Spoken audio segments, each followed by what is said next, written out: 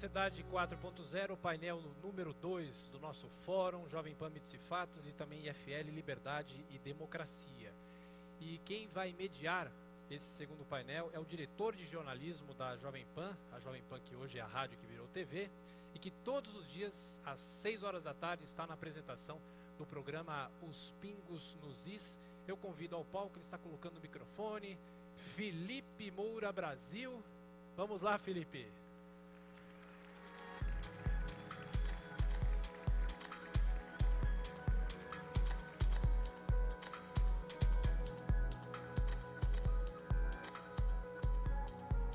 Você vê que o seu fã-clube é grande, né?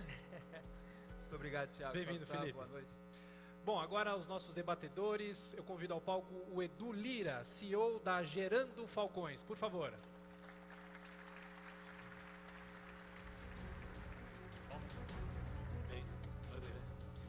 Eu convido agora ao palco o presidente do BNDES, Gustavo Montesano. Bem-vindo. E o terceiro convidado, aliás, hoje é um dia especial, já me avisaram aqui, dê parabéns que hoje é aniversário dele. Cláudio Lotenberg, presidente do Conselho do Hospital Albert Einstein, e que eu conheço de outros carnavais, viu?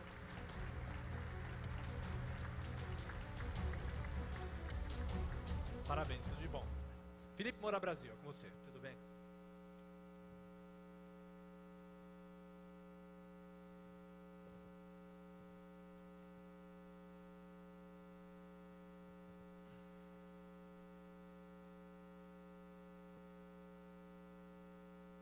Muito bem, vamos começar com a palestra inicial. Edu Lira. Ok. Boa tarde. Boa tarde, galera. É 5 minutos iniciais, não é isso? Isso. Tá. Bom, primeiro eu queria agradecer o fórum pelo convite, cumprimentar o Cláudio, que é um amigo que eu admiro, querido, que é um líder, enfim, que todo mundo tem uma grande admiração. E o Gustavo, antes de contar minha história, vou contar uma história bem rapidinha. Eu sonhei um dia em fazer um jantar em Londres para arrecadar recursos para a favela, para o plano que eu tenho de expansão.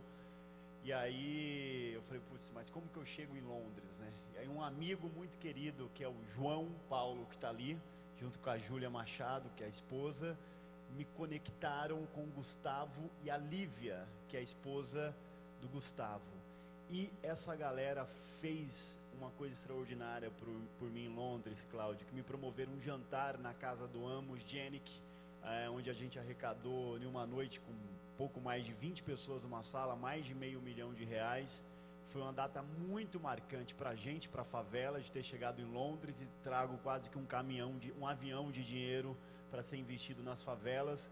Eu queria muito em público aqui falar do meu carinho pelo Gustavo, pela Lívia, sua esposa, pelo João, pela Júlia, e pedir para esse casal uma carinhosa salva de palmas por estar ajudando a favela.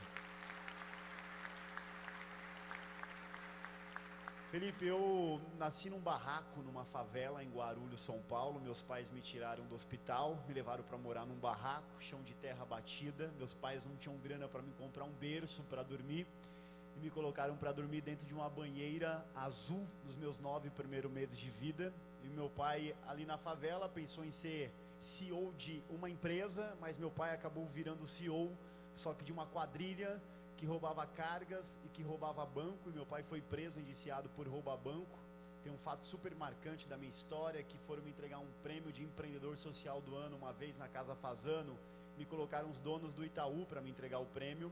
Eu achei aquilo o máximo, eu fiquei olhando assim, admirado, e aí eles me deram o prêmio, depois me deram o microfone e falaram, fala aí. Aí eu falei, e no final eu olhei para eles e disse, o meu pai, ele amava o banco de vocês. E o Itaú, naturalmente, é um patrocinador hoje oficial e de forma correta do Gerando Falcões. E, ao mesmo tempo, eu cresci no meio daquela pobreza e miséria, mas tendo uma grande inspiração, Cláudio. Dentro de casa, minha preta, minha rainha, minha mãe me criou limpando casas no centro de São Paulo, mas quando minha mãe voltava para o barraco, ela não entrava no barraco com a cabeça baixa, dizemos perdemos, já era, acabou. Minha mãe entrava em casa como uma líder e olhava todo dia nos meus olhos, ela me repetia uma frase que me fez chegar aqui. Minha mãe, Felipe, todo dia me dizia: filho, não importa de onde você vem, o que importa na vida é para onde você vai. E você pode ir para onde você quiser, você pode o mundo e você pode tudo. Eu digo que minha mãe foi a primeira grande empreendedora que eu conheci na minha vida, mas que nunca teve um cartão de visita nem um CNPJ. Mas ela criou um produto extraordinário. Qual? Eu. Não é isso? Aonde? Na favela. E ela pegou esse produto e disse: vou mandar para o mundo. E por conta de minha mãe, eu fui para a universidade, estudei, não formei. No último período, eu tranquei para empreender. Publiquei um livro de forma independente na favela, chamado Jovens Falcões. Montei um time com 30 jovens lá na favela, treinei todo mundo do meu jeito e a gente vendia o livro de porta em porta por R$ 9,99.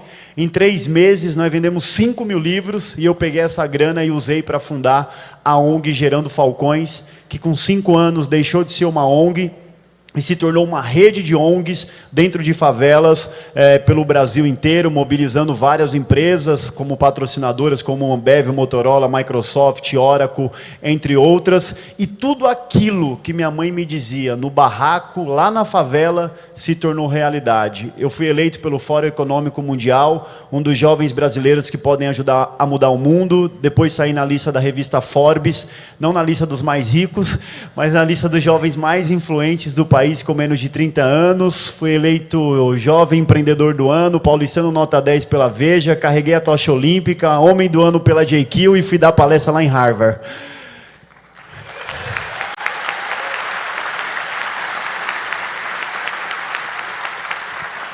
Então, devolvendo a palavra, eu venho aqui muito para dizer que eu acho que a cabeça do pobre é erguida, mas que as coisas ainda estão invertidas e quem precisa mais tem menos apoio hoje no Brasil, e que a história como a minha, a história do Edu ainda é uma exceção da exceção, mas que essa sala aqui reunida com líderes como Cláudio, como Gustavo, como todos vocês que estão aqui, a gente junto pode fazer uma grande revolução, até porque o Brasil não pertence a partidos políticos, o Brasil pertence aos brasileiros, que se recusam em ficar em cima do muro, porque o muro é a casa dos covardes, mas aqueles que aceitam ir para o campo de batalha e fazer uma revolução por aqueles que mais precisam. Muito obrigado, Edu Lira. Com a palavra, Cláudio Lotenberg, presidente da United Health. Boa tarde a todos. Eu, quando me convidaram para vir aqui, no meio de aniversário, eu confesso que fiquei meio em dúvida, mas eu acho que eu ganhei, talvez, um dos maiores presentes da minha vida. Justamente quando volto de Jerusalém, onde fui me inspirar para uma mudança importante no meu contexto de vida. Por quê? Porque minha família é uma família de imigrantes. São pessoas que vieram para o país, que recebeu a todos nós. Aliás, todos nós somos imigrantes aqui. Particularmente no caso dos meus familiares, somos pessoas que sobreviveram ao genocídio. E algo que nós não podemos permitir que volte a acontecer. E eu abracei algo que eu considero talvez o maior valor que um ser humano pode ter, que é o direito à vida, e o instrumento da saúde é o grande instrumento que colabora com a vida. E para mim a saúde é algo que é absolutamente imprescindível. É um direito social, mas justamente um direito social com toda uma natureza mercantil, que anda em paralelo, que tem que ser sustentável. Num momento em que a expectativa de vida das pessoas aumenta, no momento em que as pessoas têm um acesso à informação cada vez mais presente, por ter acesso à informação, também elas querem mais e querem igual, e infelizmente num modelo de saúde extremamente desajustado, que parte de um princípio constitucional que coloca a saúde como um direito do cidadão e um dever do Estado, como que terceirizando a nossa responsabilidade para justamente cuidar da saúde. Então, isso não é comigo, não, a saúde é conosco. E quando a gente discute os modelos de sustentação, porque é absolutamente, eu acho que ingênuo, para não dizer outra coisa, que a gente não vai discutir as questões de sustentação em algo que hoje representa 10% do produto interno bruto no nosso país e quase 20% nos Estados Unidos. Ou seja, como é que a gente lida com esse mundo que gera 7 milhões de posições de emprego, sem discutir as questões de sustentabilidade? Ou seja, discutir a saúde enquanto direito, discutir a saúde enquanto um bem. Quer dizer, a saúde que todos nós temos que seja fornecida e alguém paga por ela, quem é esse alguém? Ou então nos darmos ao luxo de, eventualmente, não cuidar da nossa saúde e penalizar a sociedade para que ela pague pelo nosso próprio pouco ou insignificante autocuidado? Acho que o resultado que a gente tem está aí. Uma de saúde hoje inacessível, uma pauta de iniquidade, uma pauta de insustentabilidade e, pior, um grande desperdício. 35% daquilo que a gente gasta em saúde é absolutamente desnecessário. E quais são as demandas permanentemente que a gente vê acontecendo? Eu quero mais dinheiro para a saúde. Ninguém questiona se o sistema de saúde está bem estruturado ou não. O que os políticos fazem?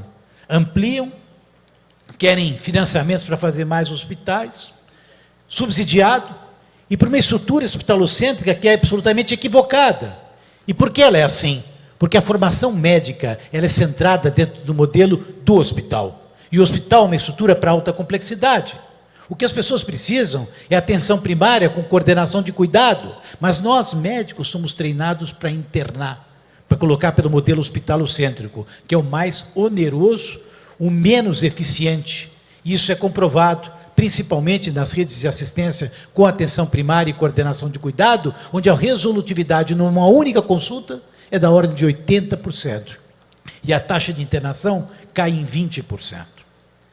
Nós estamos, eu acho que num momento bastante propício, um momento de um debate liberal, onde a sociedade começa a perceber de que, se ela não assumir a responsabilidade, você falou bem, quer dizer, o Brasil é dos brasileiros, o Brasil é nosso.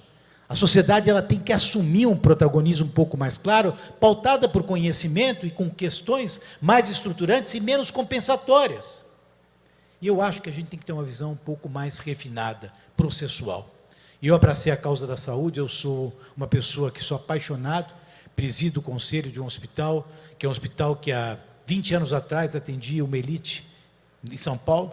Hoje é um hospital que é um complexo com 2 hospitais públicos, uma série de AMAs, UBSs, maior programa de transplante hepático desse país, um hospital que tem um compromisso intrínseco com formação de capital humano, que revê as mecânicas de formação de médicos, e eu acho que os médicos têm que ter um papel um pouco diferente daquele que tradicionalmente tem. É para isso que eu estou presente, para mudar isso. O médico não pode ser um técnico, o médico tem que ser um líder. O médico tem que saber que ele tem que ser um propositor de mudanças que possam transformar os modelos remuneratórios focados em eficiência e efetividade. E eu estou convencido que dá para fazer. Então, essas são as minhas considerações iniciais. Muito obrigado, Cláudio Lotenberg. Com a palavra, Gustavo Montesano, presidente do BNDES. Bom, obrigado ao FL pelo convite. Em nome do Danilo Medeiros, que me entregou o convite pessoalmente. Um prazer estar aqui, podendo falar de Brasil, podendo falar de Estado, podendo falar de população, podendo falar de favela. Parabéns à iniciativa de disseminar esse debate. E o que o Brasil precisa é isso, Cláudio, debate. Concordo 100% com você. A gente precisa debater mais com questões de Estado. Eu acho que, historicamente, a gente debate muitas questões de governo. A gente precisa falar de Estado, de Brasil.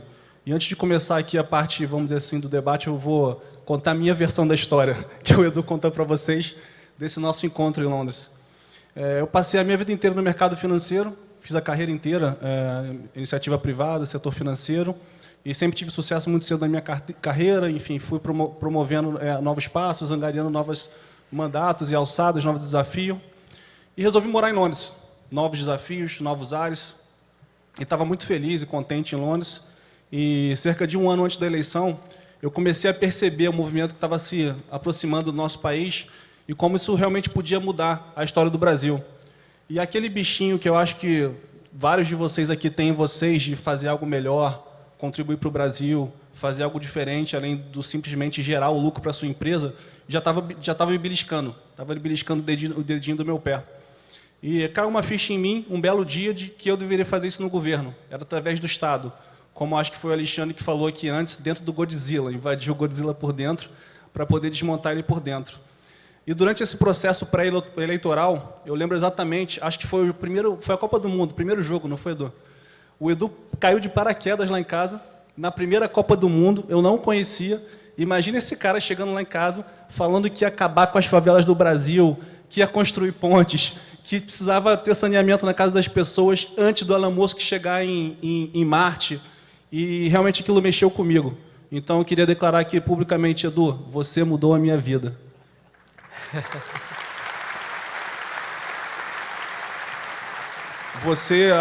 Acho que o que o Edu me inspirou em mim, na minha família, realmente, quando chega... Eu fiz as melhores faculdades do Brasil, melhores colégios privados, melhores faculdades, fiz mestrado, e estava ali sem fazer, entre aspas, nada. E aí chega um cara como esse, mudando o mundo, mudando o Brasil, e falando, cara, vem comigo, vamos junto, vem que dá. Eu falei, putz, preciso acelerar isso aqui. Então, acho que estou muito feliz de estar aqui hoje, e se eu puder aqui hoje deixar um pouquinho dessa semente, um pouquinho de cada um de vocês, do que o Edu deixou em mim, e seguir o conselho dele deu certo, e a gente tem que espalhar essa corrente do bem, essa corrente do Brasil. Vou sair daqui satisfeito se cada um que está aqui hoje presente pensar só um pouquinho mais nisso. Muito obrigado, Gustavo Montesano, presidente do BNDES. É um prazer enorme apresentar esse painel. Já apresentei vários painéis no evento Mitos e Fatos, está crescendo cada vez mais, acho que já é quase o 10º, talvez o 8º, o 9º. É sempre um prazer para aprender também com especialistas de outras áreas a respeito de temas que eu não domino. Agora, Edu Lyra, já que o senhor começou a contar a sua história, toda a sua trajetória, que obviamente é tremendamente interessante, o senhor visitou o seu pai no presídio, o senhor falou da sua mãe, que não importa de onde vem, mas sim para onde vai. Eu li entrevistas suas, tem uma frase que é muito interessante: se os seus amigos duvidarem dos seus sonhos, troque de amigos, mas não troque de sonhos. Eu nunca troquei de sonhos. E eu ouço aqui o seu discurso, eu não posso deixar de começar por aí, porque o tema é empreendedorismo de impacto, e acho que na raiz do empreendedorismo tem uma confiança na superação de adversidades. E a gente vê muitas vezes predominar na sociedade não, mas às vezes no debate público, em alguns meios de comunicação e cultura, um discurso mais vitimista, um discurso mais de que as pessoas não são capazes, se elas têm uma origem social, se elas têm uma origem pobre, se são de baixa renda, ou se são negros, ou se são gays, são pessoas que terão mais dificuldades para vencer na vida, ou elas não conseguiriam. E o seu discurso parece vir no caminho oposto a isso. Então, quando o senhor dialoga com as pessoas da favela, o senhor não sente essa dificuldade de transformar essa percepção? Essa é uma boa pergunta. Eu acho que a gente naturalmente tem que reconhecer o nível de dificuldade que as pessoas têm na vida, nascendo em situações de miséria. Isso é óbvio. Esperar que as pessoas saltem os obstáculos é sempre muito difícil. Agora, o que eu acho que a gente não se pode dar-se por entregue. Então, o que eu acho que é sobretudo o meu papel através da rede Gerando Falcões? A gente trabalha com educação, utilizando o esporte e a cultura para crianças e jovens, e qualificação profissional, desde uso de tecnologia, formando programadores, colocando no mercado de trabalho, empresas de ponta do país. Então, eu vejo todos os dias a superação. Pessoas que estavam destinadas a serem nada e conseguirem saltar obstáculos e mudarem o jogo social da sua vida. O ponto fundamental é que o meio onde você vive, e eu fui alvo disso por algum tempo, ele joga um vírus na sua cabeça. E esse vírus, ele vem para dizer que você não pode. Um dia eu fui alvo desse vírus. Esse vírus dizia para mim assim: Edu, você é filho do bandido, cara. Você não pode.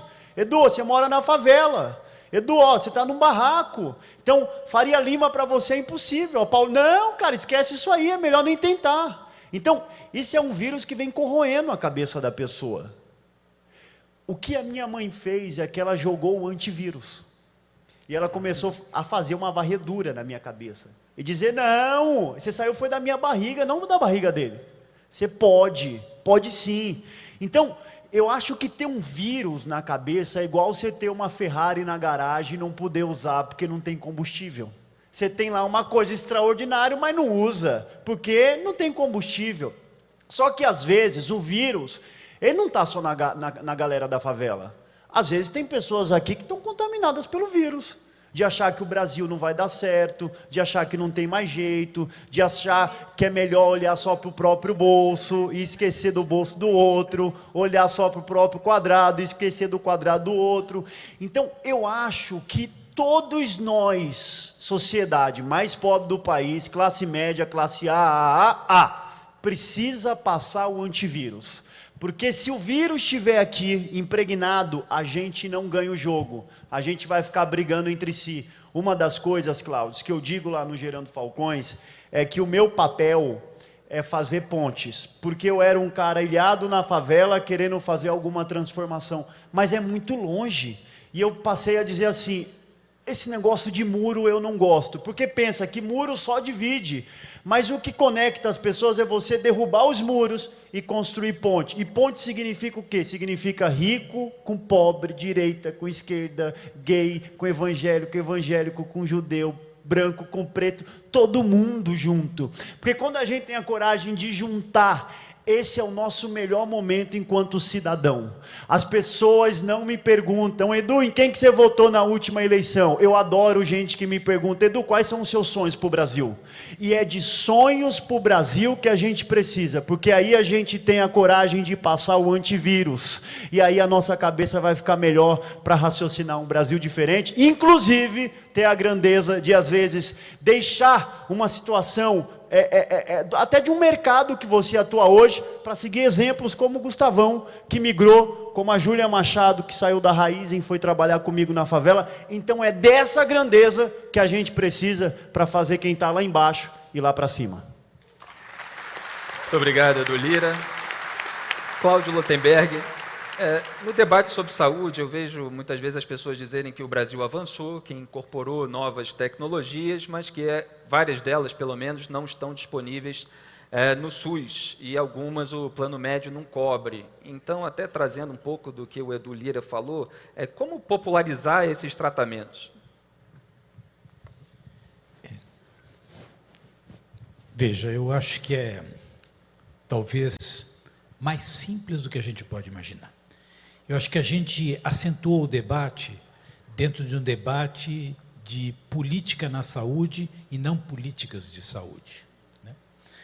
Todo mundo leva, e alguém agora há pouco apresentou e disse, olha, a gente usa um celular para tudo, menos para telefonar. Quer dizer, cada um que está sentado aqui dentro tem instrumentos de comunicabilidade, que dá acesso a uma série de coisas. Aliás, praticamente a tudo.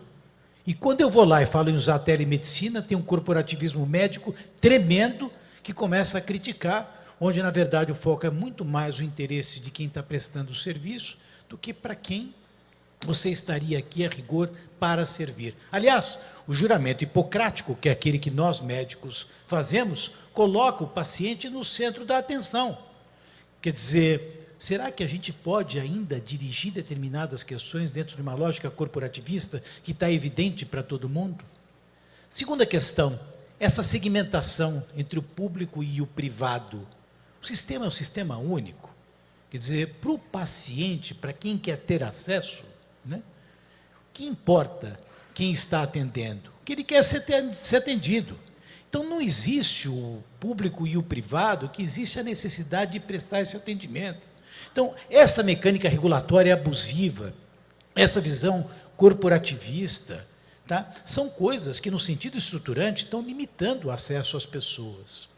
É claro que a questão da saúde, ela traz e impõe um custo enorme.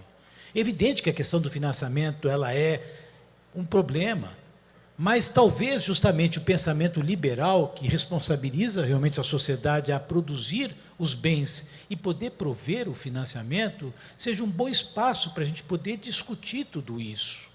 Acho que o Estado está assumindo posições que não precisava. Quer dizer, eu acho que quando você vê aí hospitais sendo abertos e capacidade ociosa dentro da área privada, o Einstein aprendeu muito dia que foi trabalhar com paciente SUS. E o SUS ensina muito para o sistema privado. É um equívoco imaginar que o privado tem todas as respostas. Como também é um equívoco abrir mão da contribuição do privado dentro do sistema único de saúde. Então, esse distanciamento, falta das pontes, fruto de uma visão extremamente politizada, extremamente viciada, no entendimento equivocado dos papéis e das responsabilidades. Isso está estrangulando o acesso. A gente sabe que tem muita coisa encaminhando. Falei do mundo digital, a genética, a perspectiva de a gente poder caminhar. Nós já tivemos a medicina, que é a medicina da arte, né? Quem aqui não tinha um médico? Não vou discutir a conduta do doutor fulano. Ele é um professor, ele sabe. Esse cenário deu lugar a um cenário onde a gente tem a medicina baseada em evidências. Hoje nós estamos caminhando para uma medicina chamada medicina personalizada, que a genética vai permitir que você trate aquele paciente com aquele tipo específico de droga. Por quê? Porque para aquele paciente vai fazer efeito.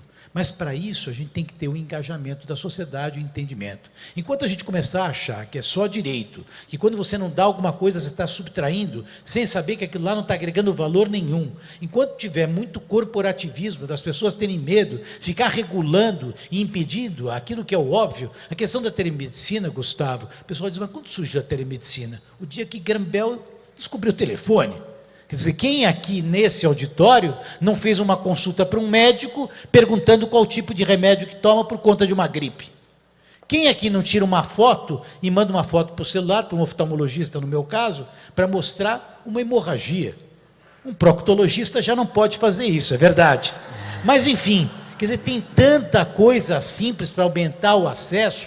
Vamos desburocratizar isso, vamos acabar com a questão corporativista, vamos desregulamentar, vamos acabar com essa visão, eu acho que equivocada, de se separar o mundo privado do mundo público. Tem muita solução simples, que não precisa de um centavo, é só dar liberdade para que a gente possa, de fato, colocar as coisas para funcionarem dentro de uma lógica distinta. Muito obrigado, Cláudio Lutemberg. Gustavo Montesano, a gente viu, e eu, obviamente, no programa dos Pingos nos Is, comento todo dia, o que aconteceu no BNDES durante os governos do PT. Agora tem a delação do Antônio Palocci, está falando que o Lula se reunia com presidentes aliados e até ditadores para abrir caminho de financiamento para empreiteiras tocarem obras no exterior. E o governo do qual o senhor faz parte, evidentemente, anunciou que não vai mais escolher esses grandes grupos empresariais, os grandes empresários como Ike Batista, como Joesley Batista, mas para deixar isso para trás, para rever os métodos e critérios de liberação de dinheiro. O BNDES está mais parado hoje, quer dizer, como é que ele vai fazer para investir de outra maneira que não é a que o governo do PT fez? Tá, ótima pergunta. Primeiro, um esclarecimento, que o setor financeiro, o valor de um banco de investimento, não está só no caixa dele, no passivo dele, está no serviço dele, está como você conhece seus clientes, está na sua inteligência financeira, está nos seus produtos, está em saber escutar, está em saber debater, saber estar perto do cliente. Então, a gente vai transformar o BNDES no banco de investimento do Estado brasileiro. A gente vai prestar serviço de assessoria financeira para o governo federal, para o governo estadual e para o governo municipal. E por que a gente vai fazer isso? E só um parênteses aqui, e eu chego no BNDES de novo. Eu acho, pessoalmente, é uma opinião pessoal, não uma opinião institucional, que esse é o melhor momento para empreender da nossa geração. Eu acho que talvez nós aqui estamos vendo no Brasil o melhor momento para o empreendedorismo nacional. Por quê? Macroeconomicamente, a gente tem um juro historicamente baixo no Brasil, juro negativo lá fora. O Frankenstein, aqui repetindo novamente o Alexandre, não tem mais gasolina, o governo está super endividado e não consegue mais avançar sobre o setor privado dessa forma. A revolução tecnológica, eu não preciso falar para os senhores, todo mundo conhece aqui de tecnologia muito bem o que está acontecendo. Desestatização, privatização, deixou de ser palavrão no Brasil, então hoje a gente pode falar em um Estado menor com orgulho, e a gente está aqui para isso. E, por último, a gente está fazendo uma série de reformas no nível do governo, tributária, trabalhista, abertura de mercados, desestatização novamente. E sempre que você muda muito as bases de uma economia e você chacoalha ela, é uma ótima oportunidade para o entrante. Então, quando você pega o aspecto macroeconômico, o ambiente político do Brasil e esse ambiente de reformas, eu ouso dizer, e essa é a minha aposta, e é por isso que eu estou no BNDES, sendo um empreendedor dentro do governo, que a gente está vivendo o maior momento para se empreender no Brasil da nossa geração. E respondendo a sua pergunta, como é que o BNDES vai se posicionar ou vai se reposicionar nesse mundo de serviço? Sendo o banco de serviço do Estado brasileiro, a gente quer parar de competir com os bancos privados da Faria Lima.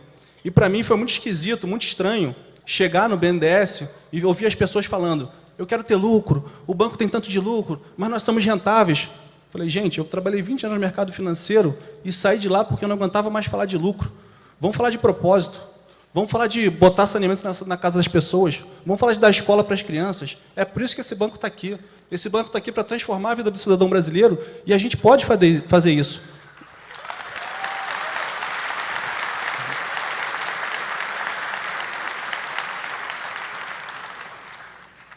E como é que a gente vai se posicionar? A gente não é nem Faria Lima, nem Esplanada dos Mistérios. A gente tem o conhecimento financeiro, a gente tem a capacidade de estruturar, capacidade de pensar em soluções que a Faria Lima tem. A gente tem a capacidade de interlocutar com o governo, que isso é fundamental para esse diálogo. Então, Edu, a gente quer ser a ponte do Estado brasileiro com a Faria Lima. O Estado brasileiro não tem dinheiro, não tem conhecimento, não tem tempo de pensar em modelagem financeira. Então, a gente vai trazer esse conhecimento que a gente traz para dentro do Estado com neutralidade. O banco é um banco apartidário. E o banco não está aqui para ter lucro. O banco está aqui para ter o propósito. Então, a gente vai ser esse tripé entre capital privado, governo, banca de investimento e atuar sendo esse hub que um banco de investimento tem que ser, de conhecimentos em negócio e empreendedorismo, para trazer capital para o Brasil, flutuando ativos não usados pelo governo, ativos de concessão, ativos de empresas a serem privatizadas, iluminação pública, saneamento. Então, respondendo a sua pergunta, serviço. E se precisar de dinheiro, se precisar de empréstimo, o banco tem um passivo de longo prazo para fazer frente a isso, mas, se possível, sempre economizar o dinheiro do trabalhador e só usar esse dinheiro quando necessário. Muito obrigado, Gustavo.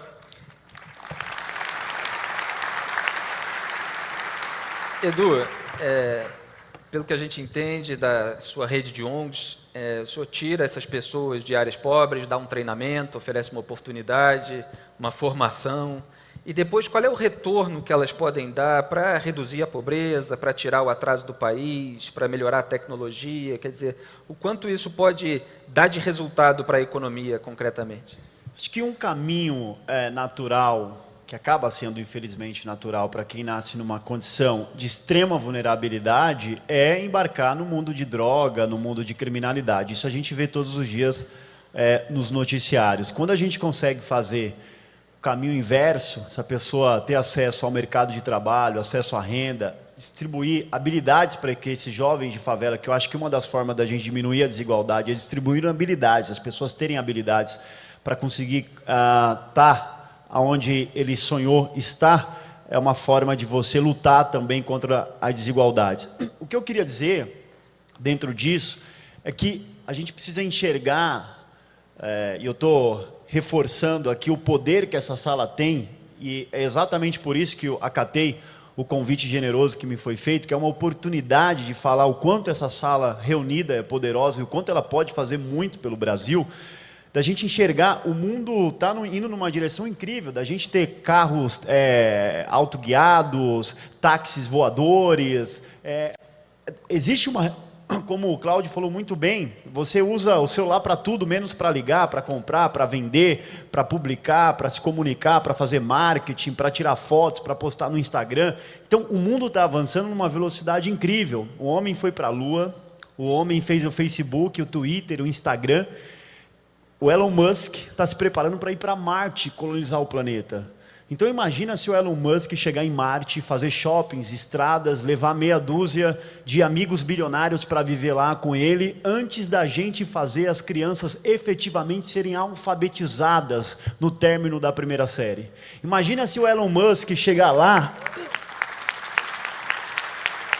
antes da gente resolver o problema da fila no SUS, como o nosso amigo Cláudio falou aqui. Imagina se o Elon Musk chega lá e fazer essa revolução da tecnologia antes da gente resolver os nossos problemas mais básicos de segurança, de saúde pública, de educação, vai ser um tapa na cara da sociedade. Meu, do Bill Gates, do Abílio Diniz, do Jorge Paulo, do Cláudio, do Gustavo, do Bolsonaro, de todo mundo, de toda a sociedade, inclusive de vocês. Nós vamos perder para um cara. Isso não pode ser aceito. A gente está numa corrida e a gente está perdendo há muito tempo. Então a gente precisa se unir se juntar e encontrar soluções, porque a solução não vem de uma pessoa, a solução vem de nós, todos nós. O Edu não vai mudar o Brasil. Quem vai mudar o Brasil somos nós. A força do nós tem que ser incorporada no nosso dia a dia. Você atuar como voluntário, invadir escolas, favelas, dedicar tempo em programas de voluntário institucionais como estão sendo criados, hospitais com tempo de voluntariado, as consultorias, engenheiro que tem aqui dentro, arquiteto, design, programadores, você doar também parte do seu recurso. Até que ponto eu tenho que doar, Edu? Até fazer uma dozinha. Né? A doação tem que doer um pouquinho, um ticozinho. Então, eu acho que é exatamente quando a gente consegue fazer essa composição que a gente tem chances reais de mudar o Brasil. O Brasil tem, finalizo agora, 6 mil favelas, 14 milhões de moradores de favelas no Brasil. Nesses espaços faltam saneamento básico, escola, creche, o mínimo necessário para se viver. A gente precisa dar uma resposta, e essa resposta tem que ser rápida, e tem uma frase que eu gosto muito, e no Brasil ela se encaixa, que é: reze como se tudo dependesse de Deus. E eu sei que o Cláudio é um homem de fé. E trabalhe como se tudo dependesse de você. Então a gente precisa de, como Gilberto Gil diz, andar com fé eu vou, que a fé não costuma falhar, e suar bastante, como o Gustavão está suando, que eu acho que tem solução. Muito obrigado, Edu. O nosso tempo está quase acabando. Cláudio, eu só queria focar um pouco em tratamento preventivo. Isso pode reduzir as despesas na área da saúde, o mesmo SUS pode aplicar isso, os planos médicos também estão trabalhando com prevenção. Em que medida o tratamento preventivo colabora para melhorar a saúde no Brasil? Eu acho que é evidente, né? A questão é o seguinte: você tem que aumentar o escopo do entendimento que é saúde. Saúde, todo mundo olha, é o hospital, é o remédio, é a instalação física. Saúde não é isso. Saúde é cidade inteligente, saúde é alimentação, é o que a gente come todo dia, saúde é hábito de atividade física. Quer dizer, isso não é nem prevenção, eu acho que é a maneira que a gente vive. Qual é o problema da falta de estímulo, né? É que as relações são muito frouxas, particularmente os planos de seguro-saúde, eles vivem de mudanças sistemáticas, com gente se aproveitando da renovação de uma apólice, e aí ganhando comissão, quer dizer, virou uma ciranda financeira e não um exercício. Ou seja, quem está cuidando da saúde são os financiadores, e não os prestadores. A gente precisa mudar isso. Quer dizer, o cidadão precisa estar consciente disso, as comunidades têm que entender o papel dela dentro dos autocuidados, e as pessoas têm que entender que os maiores líderes de saúde são médicos, são profissionais de saúde. Se a gente mantiver líderes, desculpe, com todo respeito, de saúde, para a gente cuida de questões financeiras, a gente vai enxergar só números. E os números financeiros não são os melhores indicadores dentro da perspectiva do cuidado. É claro que a prevenção ajuda, é claro que a prevenção tem um ganho evidente, mas quem está na batuta tem que ser gente que entende de assistência. E assistência é qualidade é valor. E quem entende de valor em saúde é profissional de saúde. Muito obrigado, Cláudio. Gustavo, já estamos aí nos minutos finais. O senhor falou muito bem das novas diretrizes que o senhor pretende implementar no BNDES, mas eu não resisto aqui no final a perguntar sobre a famigerada caixa preta do BNDES. O que é, afinal, a caixa preta do BNDES e o que o senhor, Gustavo, pode fazer a respeito disso? Ótima pergunta. Obrigado. Bom, vamos lá.